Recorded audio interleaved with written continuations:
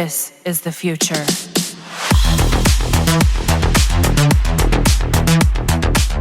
So it's another weekly reset in Warframe, and it's time again to farm those precious Archon Shards. For those new to the game, Archon Shards are permanent upgrade items taken from new Archon bosses and used by the Helmet to further enhance a Warframe. The buffs ranges from a simple stat upgrade of your duration or power strength to quality of life changes like bonus casting speed, a mini equilibrium effect, added corrosive stacks, critical chance on your weapons, and more. Before we continue, I would like to say that there are chapters in the video below so you can go ahead to the main topic of this guide. I am including information here for new players since this segment is one of the most requested from my community, especially those returning players who don't know what's a Netracell mission, the rewards in the mission, and how to even access the new game mode. Okay, now let's continue the Netracell guide. While they might not be needed for progression, but Archon Shards are special loot which you will enjoy using, as they will definitely help you in min-maxing your Warframe builds and unlocking the true potential of your frame. Right now you can get these Archon Shards from the Archon Hunts, the Calls Garrison mission, and the new Netracell mission in the Sanctum Anatomica, available after finishing the Whispers in the Walls quests and talking to the new NPC named Takfer. Each week you have 5 chances in Netracell mission to obtain a normal Archon Shard or a TAUFORGED version which has higher buff values compared to the normal ones. The only problem though is that it's not always guaranteed to be an Archon Shard, as it's diluted with other rewards such as melee adapters and melee arcanes. While I don't have a problem with melee adapters, I just can't digest the fact that Digital Extremes added arcanes also in the reward pool which we can acquire from the vendor, Bird 3 and Sanctum Anatomica. It doesn't just make sense to me, and I'm glad that they'll be removing these arcanes in the Netracell reward pool in the upcoming Dante Unbound update. They will be adding a new mission called Deep Archimedia.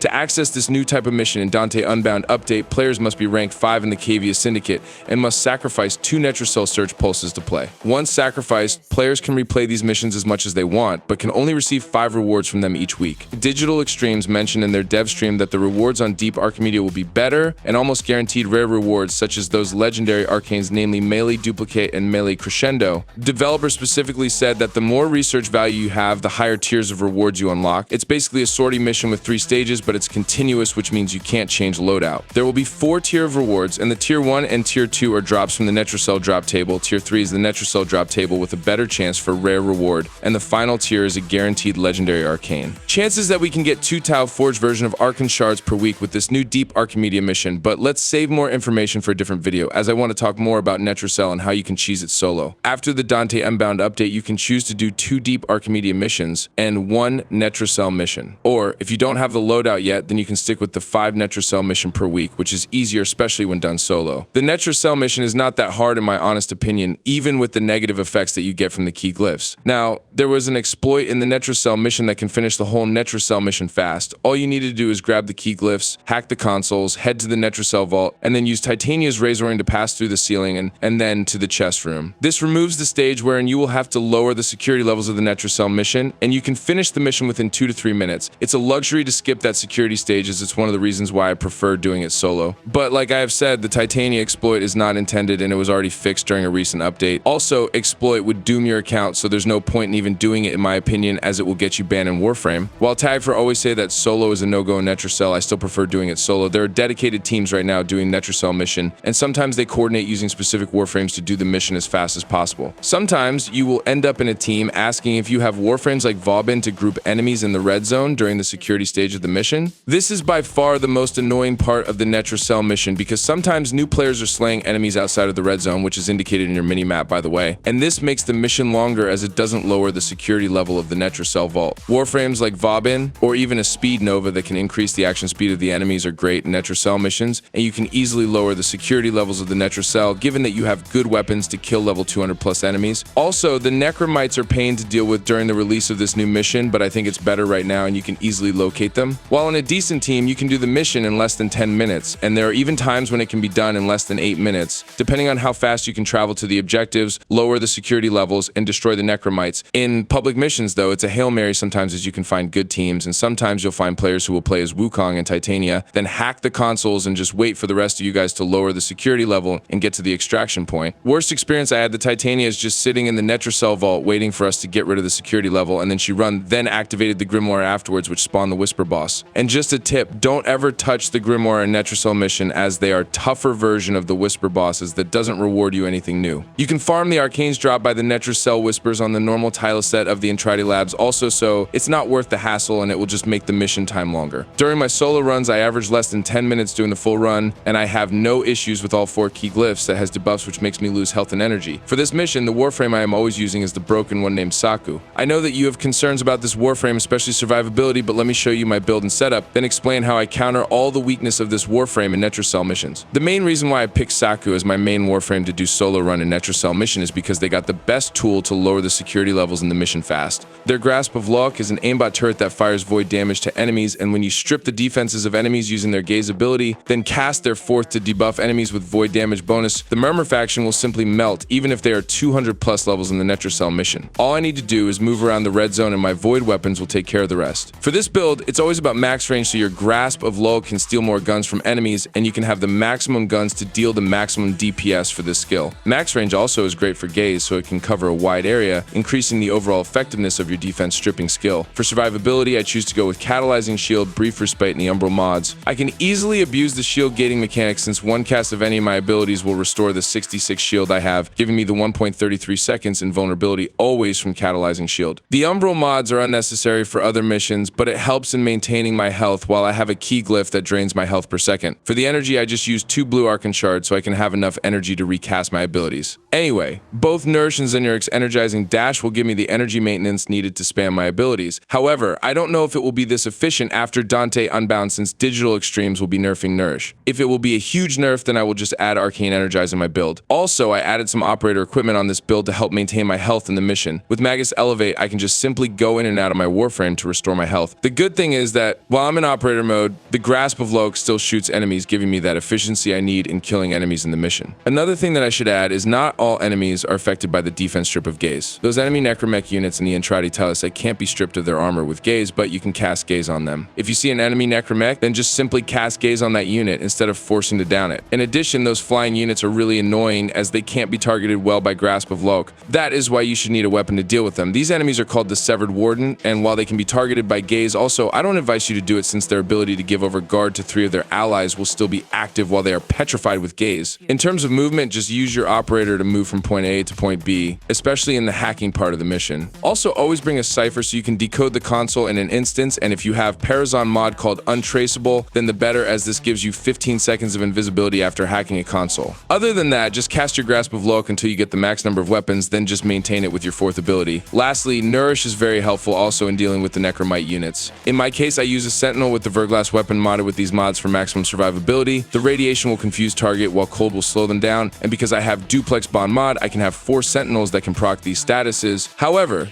this is not what I meant when I said that Sentinel are helpful when it comes to dealing with Necromites. Remember that Nourish can give your allies viral procs, and this viral proc can be given to your Sentinel. If enemies will hit your Sentinel, then it will activate the viral proc, spreading it in a very wide range that sometimes it can one-shot the Necromite when it's near. Of course, it's also great when used for viral priming and increasing the damage of your Grasp of Luck. So that's all about the information you need from this video. I hope that you new players have learned a lot from this guide, and for those longtime players seeking for the best Warframe to solo Netracell mission, then you should definitely try out the broken Warframe. Thank you so much for watching, and I hope to see you again in my next video. Squad leader signing off. This is the future.